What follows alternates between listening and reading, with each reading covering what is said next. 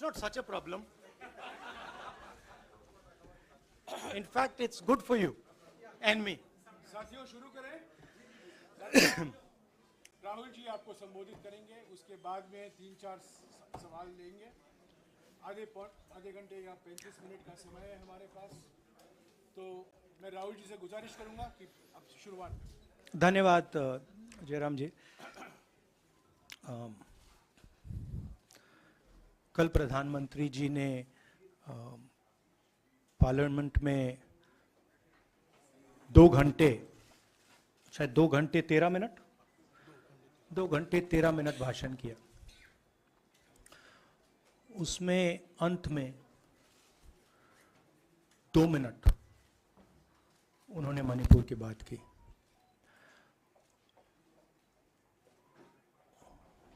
मणिपुर में महीनों से आग लगी हुई है, लोग मारे जा रहे हैं, बलात्कार हो रहा है, बच्चों को मारा जा रहा है। और अगर आपने देखा होगा कल, तो प्रधानमंत्री हंस हंस के बोल रहे थे, मुस्कुरा रहे थे, जोक्स क्रैक कर रहे थे, हंस रहे थे। ये उनको शोभा नहीं देता है। हिंदुस्तान का प्रधानमंत्री, अगर इस देश में हिंसा हो रही है, दर्द हो रहा है, हिंदुस्तान के प्रधानमंत्री को 2 घंटे मजाक नहीं उड़ाना चाहिए। विषय कांग्रेस नहीं था, विषय मैं नहीं था, विषय मणिपुर है। मणिपुर में क्या हो रहा है और उसको एकदम क्यों नहीं रोका जा रहा है, ये विषय है। मैं आपको अपना एक्सपीरियंस देता हूं, जो मैंने शायद अभी तक बोला नहीं, शायद पहले बोल देना था। मैं अब तकरीबन 19 साल से राजनीति में हूं और मैं हर स्टेट में गया हूं। बाढ़ आए, तूफान आए, सुनामी आई थी, हिंसा होती है, हम जाते हैं। 19 साल के एक्सपीरियंस में जो मैंने मणिपुर में देखा और सुना, वो मैंने कभी पहले नहीं सुना था। मैंने पार्लियामेंट में बोला कि प्रधानमंत्री जी ने, अमित शाह जी ने भारत माता की हत्या की है, मणिपुर में भारत को खत्म कर दिया है।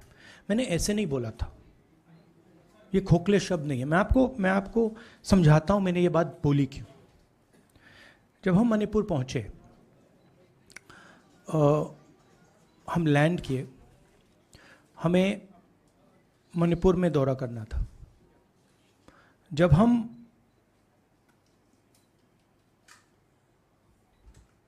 मेटे एरिया में गए, हमें साफ कहा गया था कि अगर आपकी सिक्योरिटी डिटेल में कोई भी कुकी होगा, उसको आप यहां मत लाइए क्योंकि हम उसको मार देंगे। और जब हम कुकी के एरिया में गए, हमें कहा गया अगर कोई मेटे आपकी सिक्योरिटी डिटेल में होगा, उसको आप मत लाइए, उसको हम गोली मार देंगे। हम जब गए, हमें मेटेज को परे करना पड़ा, हमें कुकीज को परे करना पड़ा। मतलब एक स्टेट नहीं है, आज 2 स्टेट है। स्टेट की हत्या कर दी गई है और उसको चीर दिया गया है। इसलिए मैंने बोला हिंदुस्तान की हत्या मणिपुर में बीजेपी ने कर दी है।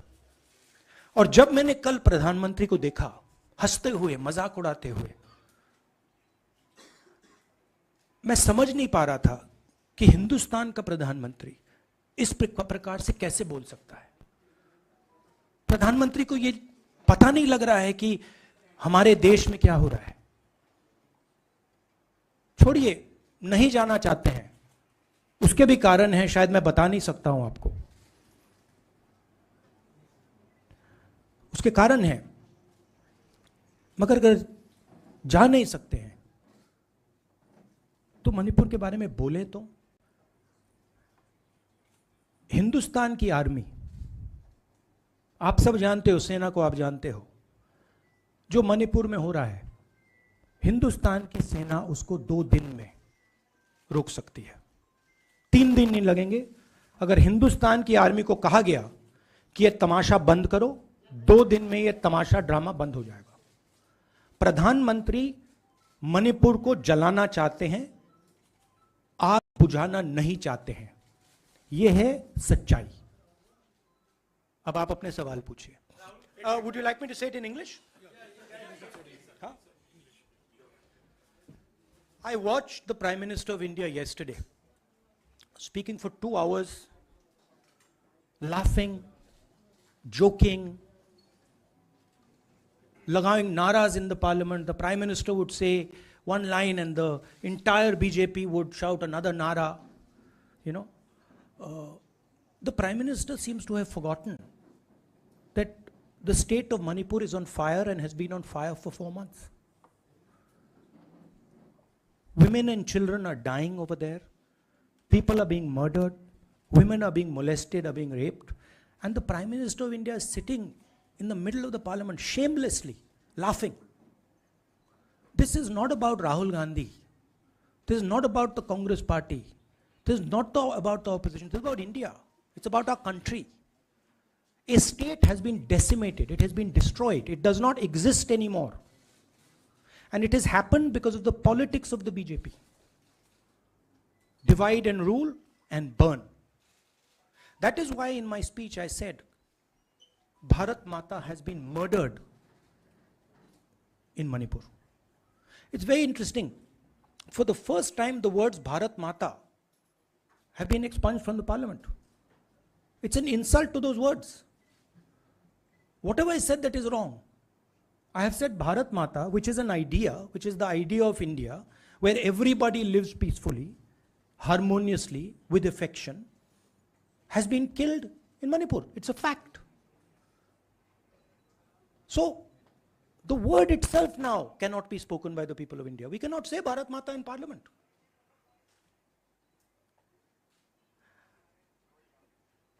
I want to tell you about my own personal experience of Manipur. I've spoken to you about, I spoke in parliament about the women I met, the pain I heard, but I want to tell you why I said India has been murdered in Manipur. And I said it because Manipur no longer exists as a state. A state requires control, a state requires authority. That is disappeared in Manipur. It does not exist. And I saw this with my own eyes. When we went to Manipur, when we went to the Meitei area, we were categorically told that please ensure, we want you to come, we love you, but please ensure that if there are any cookies in your security detail, they do not come into our area or we will shoot them. When I went into the cookie area, we were told the same thing. We love you, we want you to come. But please make sure, if there are any Meiteis in your security detail, we will shoot them. Do not bring them here. Before going to the Meitei area, we had to remove all cookies from our security detail. Before going to the cookie area, we had to remove all Meiteis from our security detail. When we went there, the security forces, central security forces, told us we have never seen anything like this. We were told it is completely outside our control. Okay? That is why I said Manipur has been murdered by the BJP and the idea of India has been murdered by the BJP in Manipur. I was not speaking metaphorically. I was speaking literally. Now, the Indian Army, it will take the Indian Army 2 days to put an end to the nonsense that is going on in Manipur. The Prime Minister refuses to stop the fire. He wants Manipur to burn. He allows Manipur to burn. Because if he did want it to stop, there are tools in the hands of the Indian government that can stop it immediately. I know. I have full faith in our army. I know, and every Indian citizen knows that if the Indian army is told, please put an end to this, it will stop immediately. There are reasons for the PM not being able to go to Manipur. I'm aware of those reasons. I don't want to say them publicly.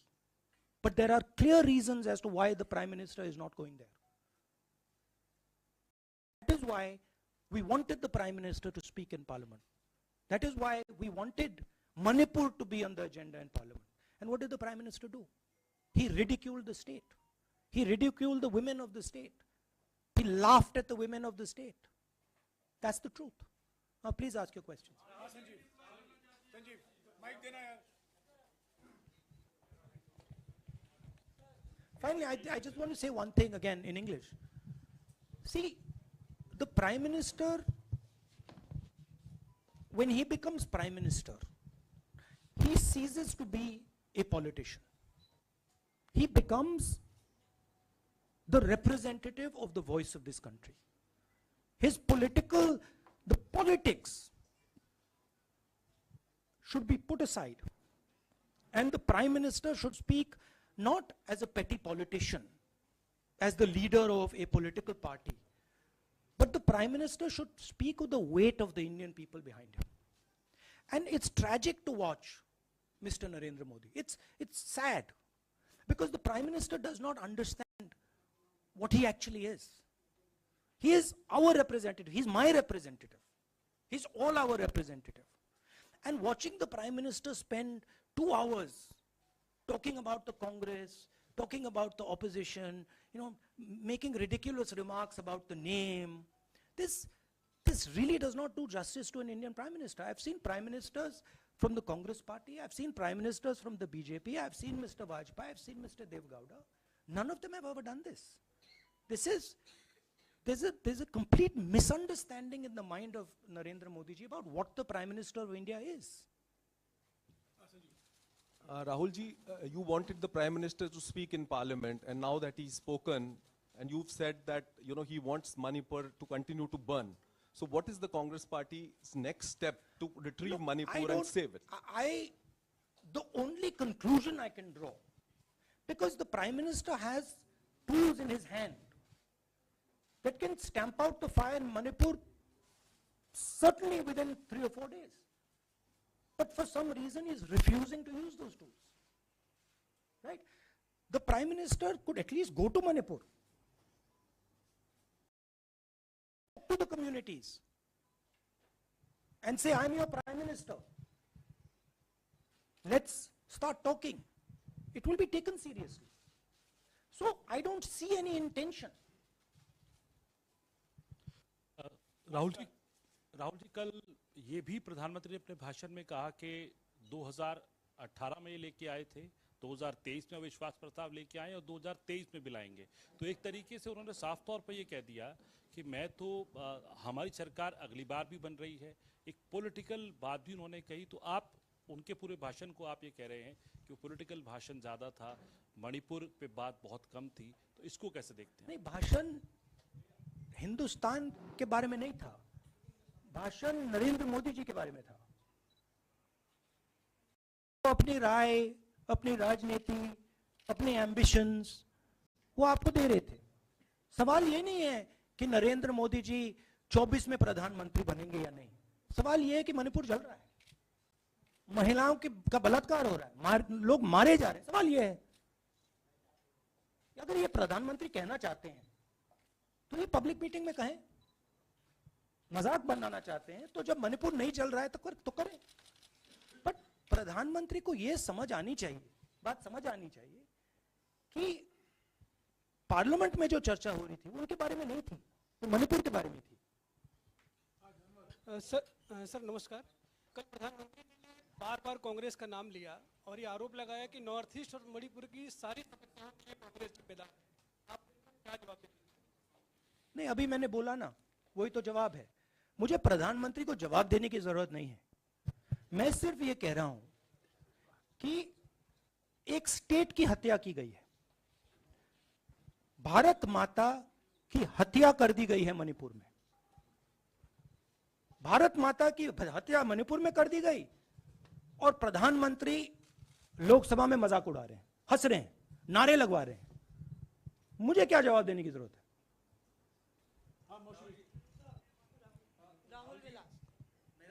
एक minute मोहित, order से please. Mr. Gandhi, you waxed eloquent. Rahul, आपने बोला कि प्रधानमंत्री ने बोला सदन में कि गृह मंत्री अमित शाह ने विस्तार से जवाब दे दिया। अमित शाह साहब ये कहते हैं कि मणिपुर के सीएम को हटाने की जरूरत इसलिए नहीं है क्योंकि उन्होंने हमारी पूरी बात सुनी और वो कभी भी कोई हमने डीजीपी चेंज किया, डीजीपी चेंज कर दिया, उन्होंने जो भी प्रशासनिक व्यवस्था हम चेंज करना चाहते थे, इसलिए मणिपुर सीएम को हटाने मणिपुर की सीएम, जब मैं मणिपुर गया, मणिपुर सीएम ने जो मणिपुर में हजारों वेपन्स जो लूटे गए, वो मणिपुर सीएम के नीचे ही हुआ। तो क्या अमित शाह चाहते थे कि ये हजारों वेपन्स लूटे जाएं?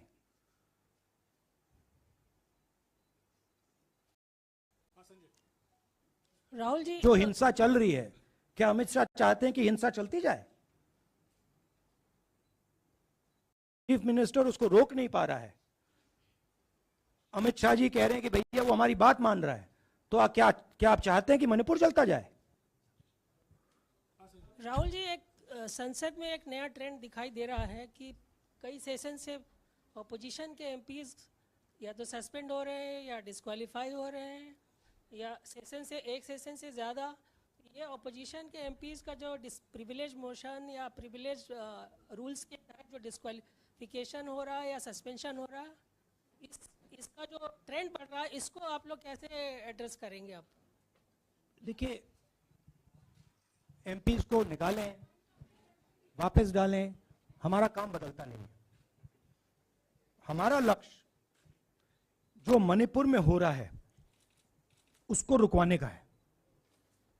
जो भी औजार हमारे हाथों में है, उस हिंसा को रुकवाने के लिए उनका हम प्रयोग कर रहे हैं और करेंगे।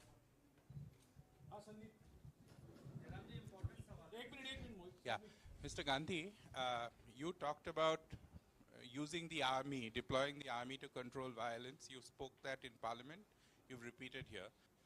But the BJP has criticized you and even previous Congress governments, saying that we want to solve the issue through dialogue. And they've criticized that in the 60s, in 64, the Mizo National Famine Front was bombed by the Indian Army, by the Indian Air Force. So they said that, you know, they do not believe I have never heard in my entire career, I have never been told anywhere I have been in India that if you take this person as a security officer with you, we will put a bullet in his head. I have never heard it. And I heard it twice in Manipur. That means there is no dialogue in Manipur. There is pure violence taking place in Manipur.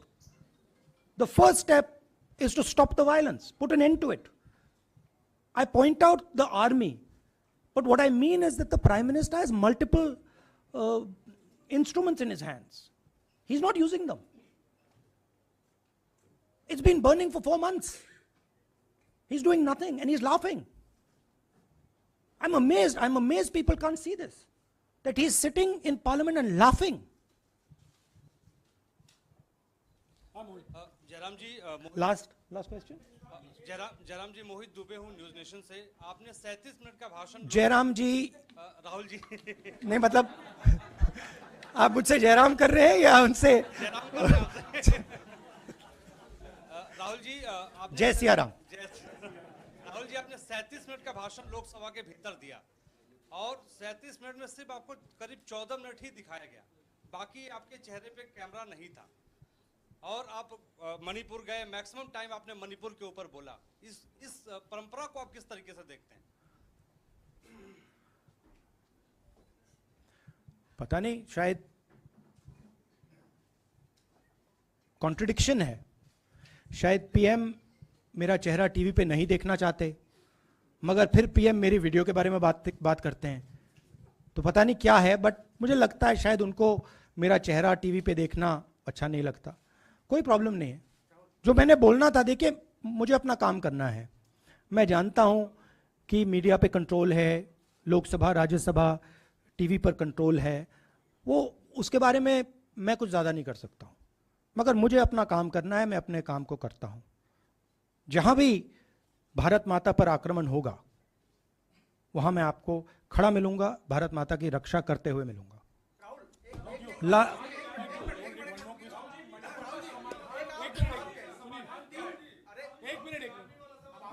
हाँ, okay, last question, brother. The Supreme Court has already said what it has in terms of a constitutional breakdown, as well as now, you are asking for the army. Do you believe that Article 356 is the only way out? Or I'm not asking for anything. Please don't misunderstand. It is not my place to decide which tool the Prime Minister can use, which instrument he should use. I am pointing out that there are multiple instruments that the Prime Minister has at his disposal, and he is not using a single one. I'm pointing out that Manipur has been burning now for 4 months, and the Prime Minister is in a very good mood. He's sitting in Parliament, he's laughing, he's joking, his entire cabinet is in giggles. This to me seems completely insane. This has got to stop. India is burning in Manipur. The idea of India has been destroyed in Manipur. Let's rebuild it quickly. Thank you.